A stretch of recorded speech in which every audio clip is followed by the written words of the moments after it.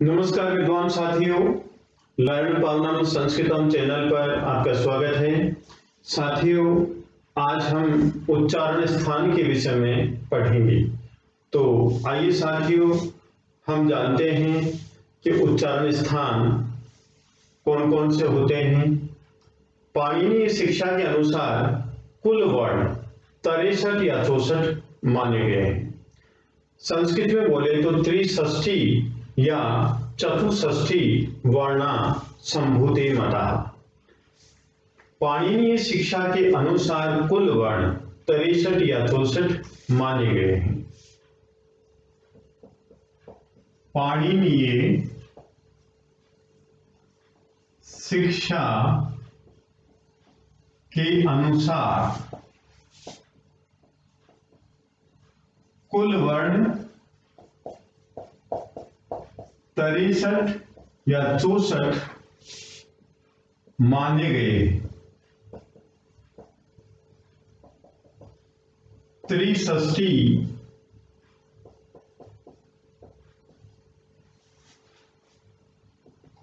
या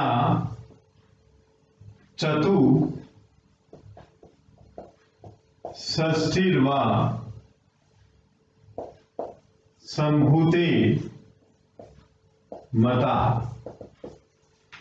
63 या 64 वर्ण माने गए हैं। संस्कृत में बोले तो त्रिषष्ठी 63 और चतुष्षष्ठी 64 माने गए हैं। किसके अनुसार? पाणिनीय शिक्षा के अनुसार। इनमें कुल स्वर 21 या 22 व शेष वर्ण 42 माने। वे कौन कौन से हैं साथियों? जैसे ए, ई, उ और री। ह्रस्व, दीर्घ तथा प्लुत के भेद से कितने प्रकार के हो गए? 4 को 3 से गुणा करेंगे तो साथियों कितना हो गया? 12। और लृ जो है इसको यदि ऋस्व माना जाता है तो एक, ठीक, ऋस्व माना जाता है तो एक, और ऋस्व तथा प्लुत दोनों माना जाता है, दोनों मानते हैं तो 2। नेक्स्ट ए, ओ, आई, औ। दीर्घ तथा प्लुत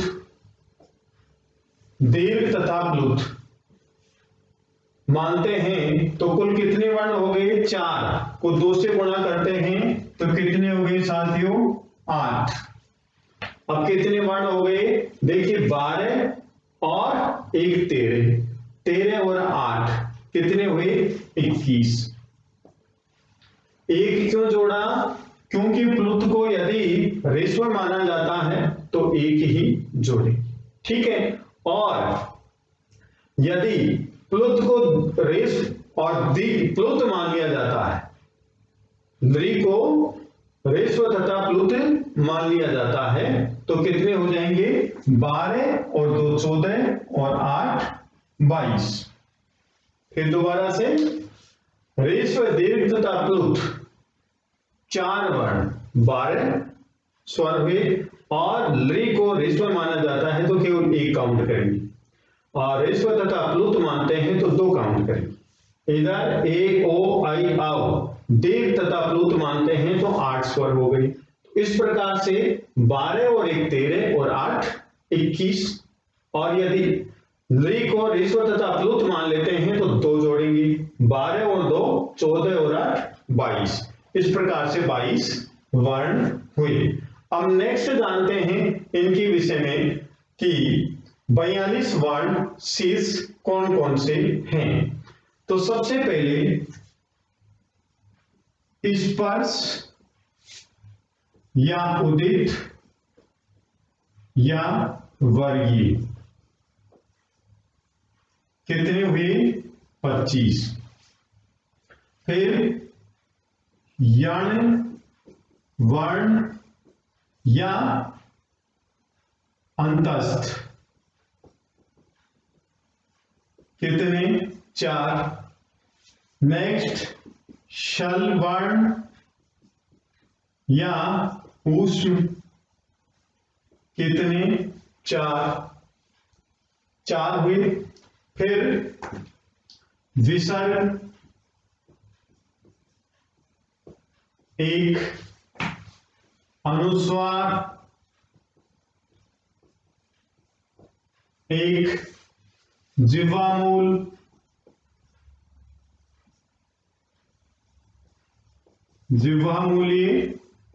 1, उपधमानीय 1 और 2 स्पृष्ट है, 2 स्पृष्ट 1। तो कुल कितने हो गए? 25 और 4 29, 4 33, 34, 35, 36, 37, 38 और 4 वर्ण कौन से रह गए? यम वर्ण। यम वर्ण कितने हो गए? 4। 38 और 4 कितने हो गए? 42। हम काउंट कर सकते हैं। देखिए स्पर्श वर्ण को उदित वर्ण भी बोलते हैं, वर्गीय व्यंजन भी बोलते हैं, कार्य अवसाना भी बोलते हैं। तो 25 वर्ण हो गए। यण वर्ण, अंतस्थ वर्ण 4, शल वर्ण मीन्स ऊष्म व्यंजन 4, विसर्ग 1, अनुस्वार 1, जिह्वामूली 1, उपधमानी 1, 2 स्पृष्ट 1 और यम वर्ण 4। तो जोड़िए 25 4 29 4 33, 34 35 36 37 38 और 4 42 वर्ण हो गए हैं। तो इस प्रकार से पाणिनीय शिक्षा के अनुसार कुल वर्ण 63 या 64 माने गए। 63 या 64 माने गए हैं।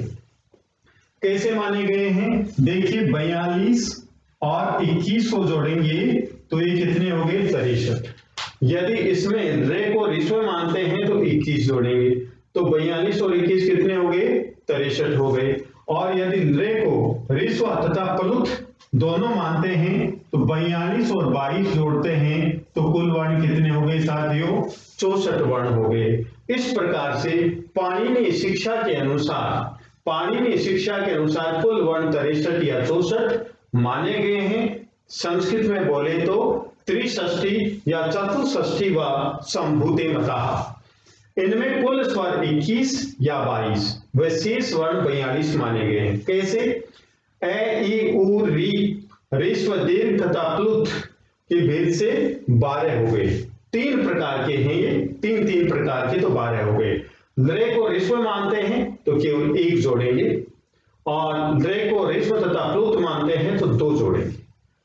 ए, ओ, आई, औ ये दीर्घ तथा प्लुत होते हैं तो 8 हो गए।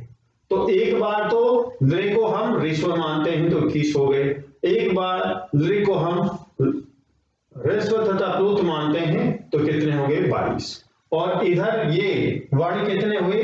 42 हुए। साथियों 42 में यदि 21 जोड़ते हैं तो 63 हो गए, 42 में यदि 22 जोड़ते हैं तो 64 वर्ण हो गए हैं।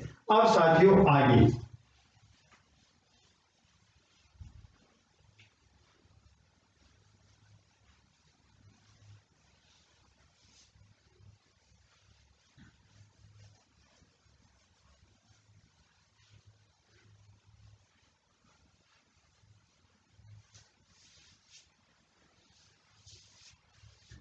है के बाद अंतस्थ तथा उष्म वर्णों के होने पर ऊरस उच्चारण स्थान होगा।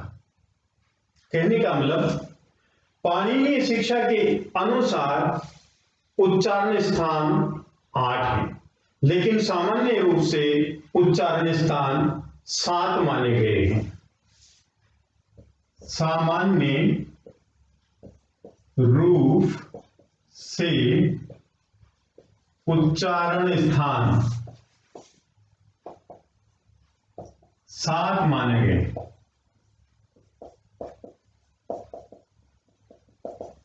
और पाणिनीय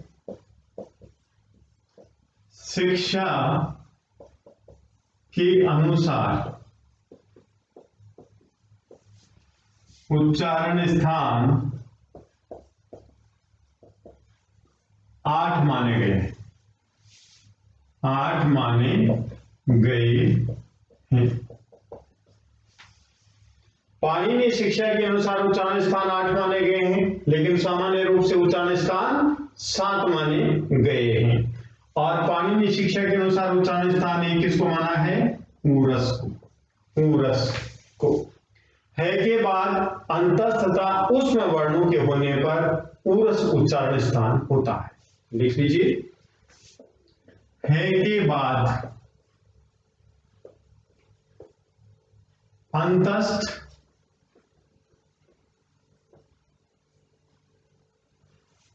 तथा ऊष्म वर्णों के होने पर, ऊष्म वर्णों के होने पर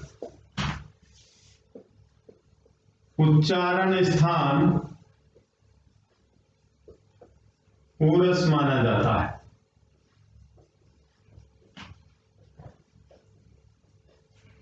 और यम वर्णों का उच्चारण स्थान नासिका माना जाता है। यम वर्णों का उच्चारण स्थान नासिका माना जाता है।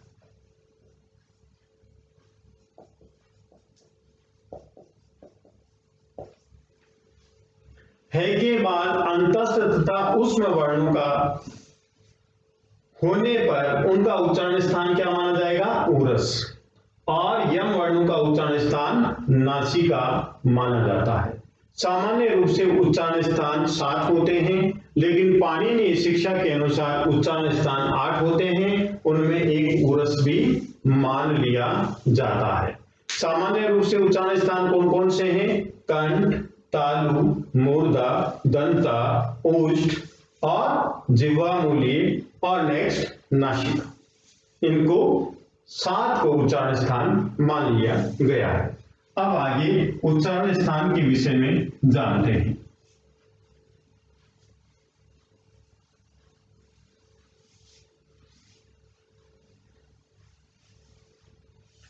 साथियों, उच्चारण स्थान सामान्य रूप से देखिए, कंठ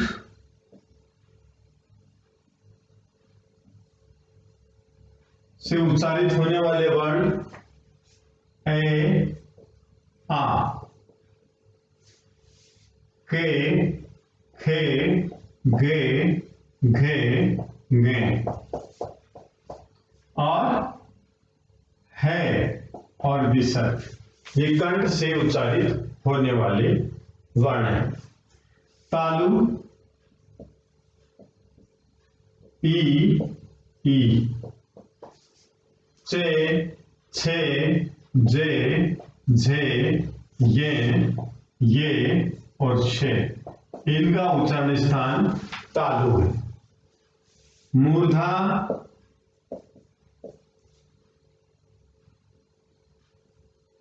री, री,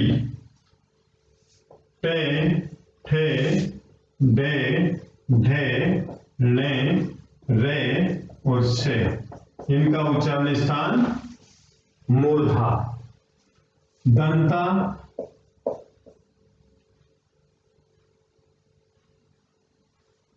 ली, ले, ते, थे, दे, ढे, ने, ले और से, इनका उच्चारण स्थान क्या? दंता।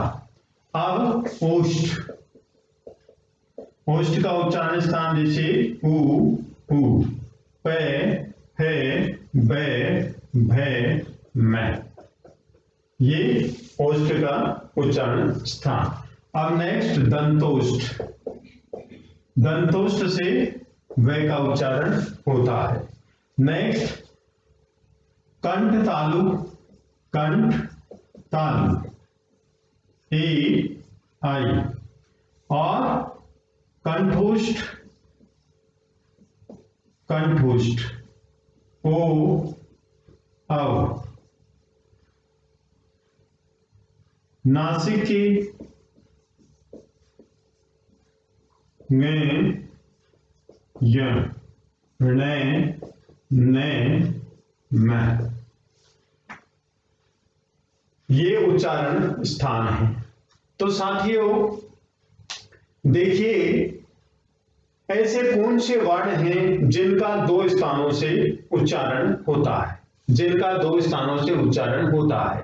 तो देखिए, पंचम वर्ण में, ये, ने, में, इनका नासिके भी है, और ने का कंठ, ये तालु, णे मूर्धा, ने दंता, मैं ओष्ठ। तो इन 5 वर्णों का उच्चारण स्थान, 2 स्थानों से उच्चारण।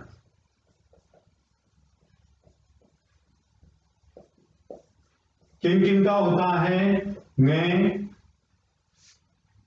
ये, ने, मैं, 2 स्थानों से इनका उच्चारण होता है। इनकी संख्या साथियों कितनी है? 5 है।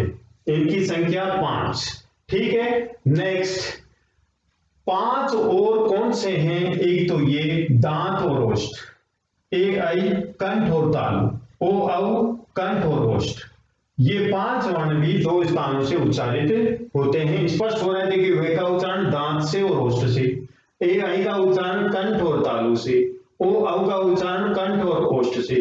तो ये 5 वर्ण हो गए, वे, ए आई, ओ और औ। सॉरी, वे, ए, ओ, आई, औ, ये 5 वर्ण ये हो गए। तो इसे 10 वर्णों का उच्चारण स्थान, उच्चारण 10 वर्णों का उच्चारण 2 स्थानों से होता है। 10 वर्णों का उच्चारण 2 स्थानों से होता है। तो इस प्रकार से इन वर्णों का उच्चारण स्थान की टेबल इस प्रकार से है। तो साथियों अब आगे हम देखते हैं।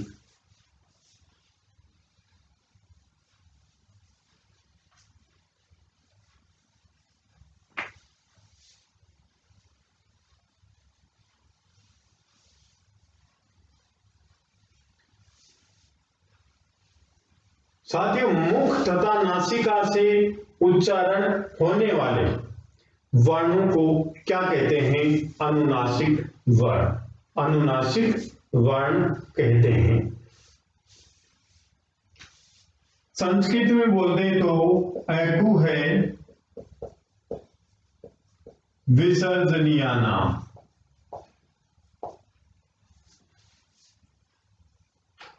कंठ है,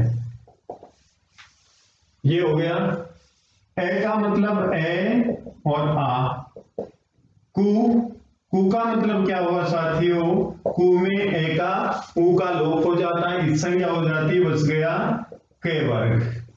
और विसर्ग है और विसर्ग, ये हो गया।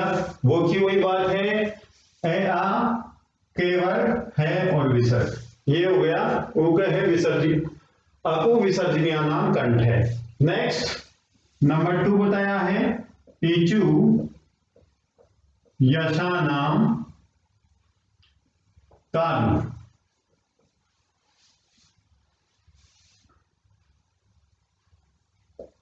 ईचु यशानाम तालु। तो यहां पर ई का मतलब ई चू में ऊ की संज्ञा हो जाती है, तो बच गया क्या? चे वर्ग, ये चे वर्ग हुआ। और फिर ये और शे, ये और शे, इनका उच्चारण स्थान क्या हुआ? तालु। नंबर 3, ऋतु ऋषाणा, ऋषाणा मूर्धा, ऋतु रसायना मूर्धा। री यहां पर ऋस्व और दीर्घ, टू में ऊ की संज्ञा और टे वर्ग कहने का मतलब टे वर्ग, और रे और शे, इनका उच्चारण स्थान क्या हुआ? मूर्धा हुआ। कौन कौन से वर्ण हुए? री री, टे वर्ग, रे और से। नेक्स्ट नंबर 4, ऋतु लशानाम दंता। ऋतु लशानाम दंता, तो यहां पर ली तू में ऊ की संज्ञा, तो बच गया क्या? ते वर्ग, और ले से, इनका उच्चारण स्थान क्या हुआ साथियों? दंता।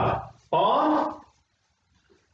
नंबर 5, उपो धमानियाना।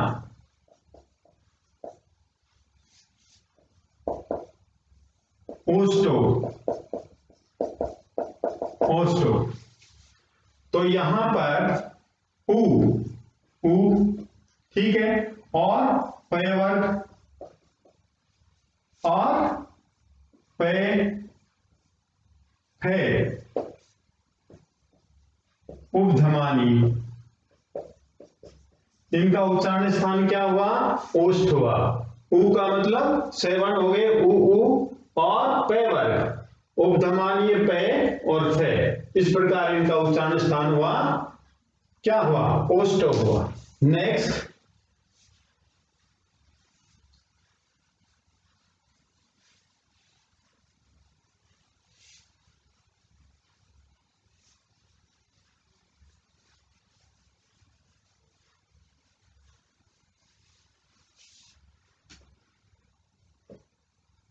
तो कंठ तालु, कैसे? ईथ और आइथ, तो इन दोनों का उच्चारण स्थान क्या हुआ? कंठ तालु। यहां पर तपर क्यों आया? तपर इसलिए आया कि यदि मान लीजिए ये हम इस प्रकार से लिख देते हैं तो यहां पर अयादि हो जाती है। ए के बाद यदि अच आता है तो अय हो जाता है, अय के बाद आई जोड़ दिया जाता है तो अय हो गया। तो ये क्या होता है? इसलिए इस अशुद्धि से बचने के लिए तपर का प्रयोग किया गया है। इसी प्रकार से ओथ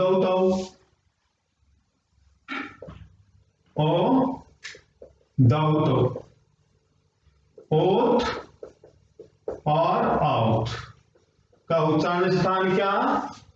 कंठोष्ठ,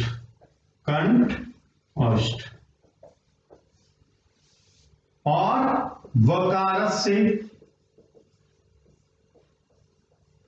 दंतोष्ठ। वकार, व का उच्चारण स्थान कौन सा? दंतोष्ठ। और अनुस्वार से नासिका, अनुस्वार का उच्चारण स्थान कौन सा? नासिका। अनुस्वार का उच्चारण स्थान नासिका।